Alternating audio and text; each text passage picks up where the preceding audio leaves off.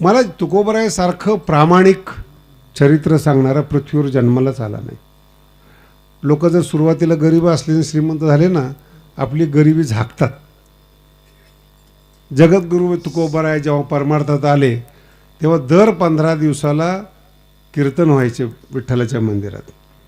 नंतर बिदागी कमी पडल्यामुळे कीर्तनकार गैरहजर राहत असतील. गावच्या लोकांनी सांगितलं, बाबा आता आज कीर्तनकार नाही, तुम्ही बरेच दिवस झाले कीर्तन करताय, करा सुरू कीर्तन. मग दर एकादशीला तुकोबराय कीर्तन करायचे हे तुकोबराय सांगतात. आरंभी कीर्तन करी एकादशी, नव्हते अभ्यासी चित्त आधी. तुकोबराय म्हणतात माझं काही कीर्तनामध्ये चित्त नव्हतं, पण लोक उभं करायचे.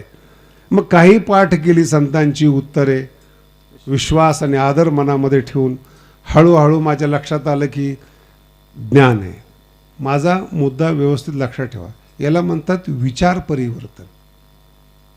वैचारिक इकडची श्रीमंती, धनाची श्रीमंती गेली, माणसाची श्रीमंती गेली, विचाराची श्रीमंती वाढली. आणि जशी जशी तुम्ही विचाराने मोठे होता ना, तितके मोठे लोक तुमच्याकडे येतात, तितके मोठे लोक तुमचे वैरी होतात. माझा प्रश्न असा आहे तुम्हाला, तुकोबरायांचे कीर्तन आणि अभंग लिहून झाल्यानंतर गंभीरतेने विचार करा. 2-3 प्रश्न तुम्हाला सांगतो. ज्ञानोबरायांच्या काळामध्ये ज्ञानोबरायांनी अभंग लिहिण्याची परवानगी सगळ्याला दिली. ज्ञानोबराय समजून घ्या बरं का. ज्ञानोबरायाचं पुन्हा पुन्हा नाव याच्याकरता घेतो, तळागाळातला बहुजन समाज तुकोबरायासहित जर संत झाला असेल फक्त ज्ञानोबरायामुळे झाला, बाकी कोणामुळे झाला नाही. याचं कारण महाराष्ट्र सोडा, बहुजन समाजात निर्माण झाल्यापासून आतापर्यंत तळागाळातल्या समाजासाठी ज्ञानोबरायांनी मराठीत ज्ञानेश्वरी लिहिली आणि तळागाळातल्या लोकांना कवित्व करण्याचा अधिकार दिला. कवित्व. मग ज्ञानोबरायांच्या संगती कोण होते? सावता महाराज, गोरोबा काका, जनाबाई, आणि त्याच्याही पुढे जाऊन सांगतो चोखोबाराय. चोखोबारायांनी अभंग केले. चोखोबारायांच्या मुलांनी अभंग केले. बंका महाराज. चोखोबारायांच्या पत्नीने अभंग केले. प्रश्न लक्षात ठेवा, कोणी आक्षेप घेतला का चोखोबारायांनी अभंग केले तर? मग तुकोबरायांनी अभंग केल्यानंतर आक्षेप का घ्यावा याच्यावर डोकं चालवा. जनाबाईचे अभंग चालतात, चोखोबरायांचे अभंग चालतात, चोखोबरायांच्या पत्नीचे अभंग चालतात, सगळ्या समाजातल्या लोकांचे अभंग चालतात. मग तुकोबरायांचे का चालत नाहीत? का बुडवला गाथा? विठ्ठला विठ्ठला विठ्ठला विठ्ठला विठ्ठला विठ्ठला. संप्रदाय असं इतका सोपा नाही तयार झालेला बरं का, खूप विचारपूर्वक तयार झालेला आहे. आणि तो त्रास तुकोबरायाला का, आणि त्याच्याही पुढे जाऊ, जगद्गुरु तुकोबराय एवढे मोठे झाले, दशग्रंथी ब्राह्मणाला ते विचार येत नाही म्हणून विरोधात गेले. याला म्हणतात वैचारिक श्रीमंती वाढवली. आमच्या समोर जर एखादा साधा माणूस आला तर आम्ही लक्ष देत नाही, पण एखादा विचारवान शब्द तर्क जर मांडला तर आम्ही लक्ष देतो की याच्या विचार. तुम्ही सुद्धा तेच आहे. बोलता बोलता एखाद्या पोराने जर चांगलं बोललं नाही, विचार करण्यासारखा विषय म्हणतात. मग जगद्गुरु तुकोबराय देहूमध्ये राहून कुठल्याही विद्यापीठामध्ये न शिकता रामेश्वर भट्टाला तुकोबरायांच्या ज्ञानाचा हेवा वाटावा इतकी विचार श्रीमंती तुकोबरायामध्ये आली. दशग्रंथी ब्राह्मण, त्यांनी काय झालं हा इतिहास सांगत नाही बरं का तुम्हाला. नाहीतर तुम्ही म्हणाल की ते आम्ही रोजच ऐकतो इतिहास. माझ्या दृष्टीने तो महत्त्वाचा नाही. का द्वेष करावा रामेश्वर भट्टांनी? कारण की विचार उंच होते, मोठे होते विचार, आणि विचाराने तुम्ही श्रीमंत होत गेलात. आणि विचाराने जसं जसं तुम्ही महान होता, साधू संत तुमच्यावर कृपा करतात, ज्ञानोबराय तुमच्यावर कृपा करतात. आणि विचाराने श्रीमंत झाल्यानंतर देवापाशी काही मागावं, देवाजवळ काही असतं हा विशेष निघून जातो. याला म्हणतात विचार श्रीमंती. आणि ही विचार श्रीमंती आपल्या परिसरात भामचंद्र डोंगरावर जगद्गुरु तुकोबारायला देवाचा साक्षात्कार झाला. अभंग आहेत तुकोबारायांचे.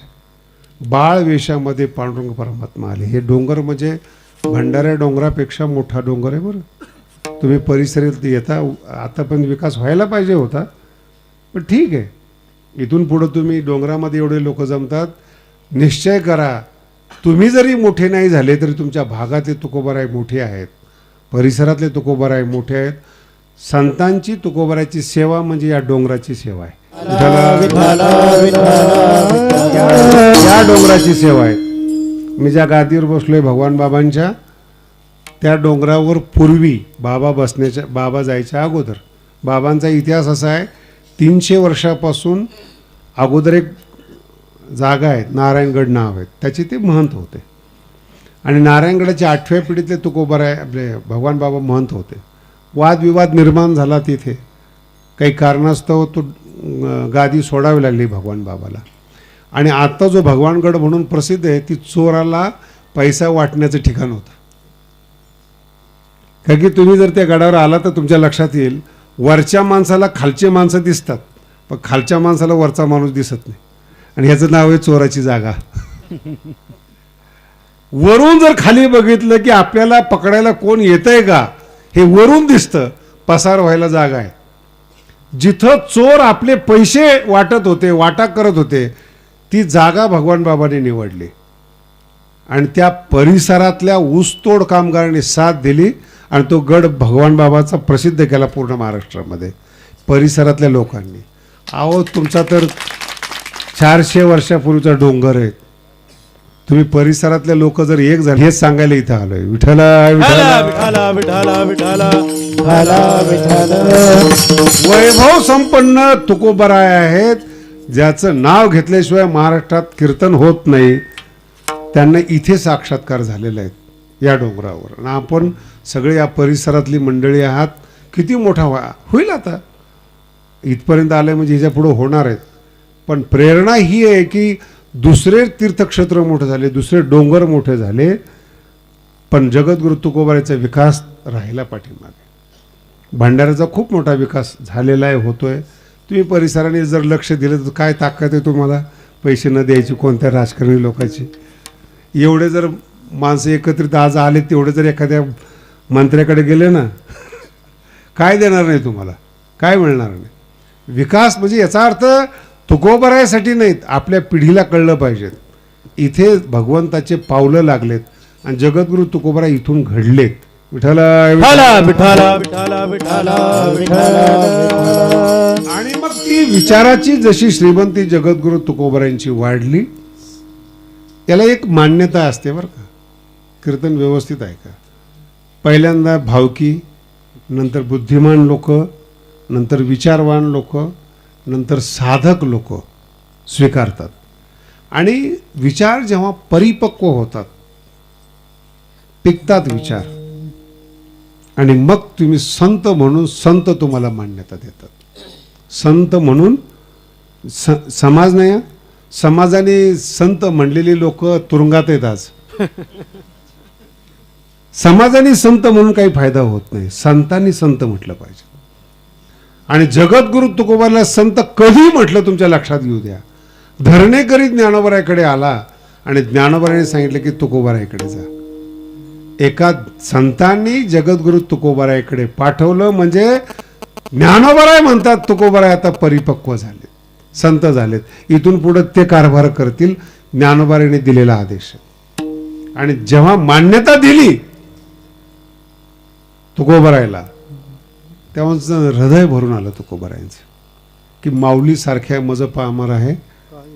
माऊली सारख्यांनी मला मान्यता दिली. ते एका साधकांनी प्रश्न विचारला, तुमची उंची ज्ञानोबारायापर्यंत पोहोचावी असं तुम्ही काय केलं जगामध्ये. पहिल्या चरणात संतानी सरता केलो तैशा परी, संतानी सरता केलो तैशा परी, संतानी सरता